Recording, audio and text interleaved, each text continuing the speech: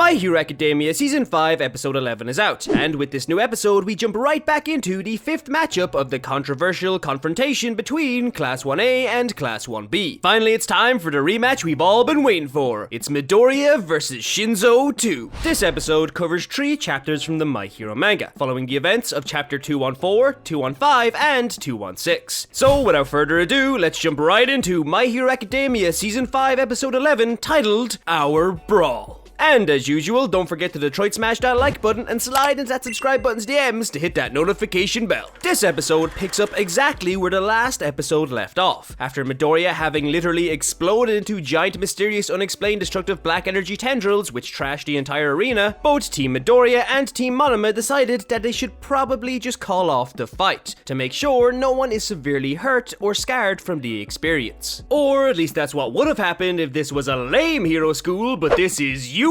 baby! You think that's gonna stop Monoma? This exercise ain't ending until somebody dies! Woo! Both teams still filled up with a burning passion to win, and now on a completely even playing field decide it's time to go head to head to finally determine who is truly the superior class. Midoriya, having grabbed onto Shinso's binding cloth in an attempt to protect Uraraka, surprisingly gets overpowered by Shinso, who pulls Midoriya off his elevated platform. Uraraka, noticing that her beloved bad boy toy isn't using his quirk, tells Midoriya that they need to make a tactical retreat. But Midoriya, understanding that tactical retreat is just another way of saying running away except manlier, tells Uraraka that he can't accept defeat in this fight. And as he looks up at Shinso, patiently awaiting his rival's arrival, he asks Uraraka for help, because for the moment he's going to go quirkless. That's right, it's just like old times. I mean, just think about it. Shinso, in an attempt to prove himself worthy of the hero course, is facing off against Midoriya, who is too afraid to access the power of One for All. The more things change, the more they stay the same. But while all this is going on, the story cuts back on over to the fight between the rest of Team Midoriya and Team Monoma, where we see Mina Ashido raining acid from above like a goddamn psychopath. Seriously, one wrong move with that quirk and it could instantly kill someone. Team Monoma are really feeling the pressure from our Pink Queen, and so Nirangeki Shoda desperately tries to take her out. But right before he can, everyone's favorite character Mineta jumps in to save the day, all while still focusing on being the hilarious pervert we all love him for. Isn't he the best? Mina, wanting to reward her knight in grape armor, just yeets him at her enemies using her acid layback attack. Just yeeting fellow heroes should become a more prominent move in the series if you ask me. And with this, we briefly cut back to the spectating class members, where Class 1A cheer on their teammates, Class 1B begin to worry about their classmates' current standing, and Jiro asks the real question of why the hell didn't the teachers step in to stop this damned fight. But this is all we see as we once again flash over to Midoriya and Uraraka, who, on their way to catching up with Shinso, come face to face with the showstopper himself, Nato Monoma. Monoma, showing us why he should have been the main protagonist all along, in a surprise move activates One for All, which he was able to copy from Midoriya by just making brief contact with his hair. But as if God himself is watching and decides that Monoma's life wasn't already a joke enough, Monoma gains no power from the quirk, as he is easily taken down by Uraraka's gunhead martial arts. To be honest, out of all the internships Class 1A did, Uraraka seems to have benefited the most. Like, when has gunhead martial arts not been useful for her?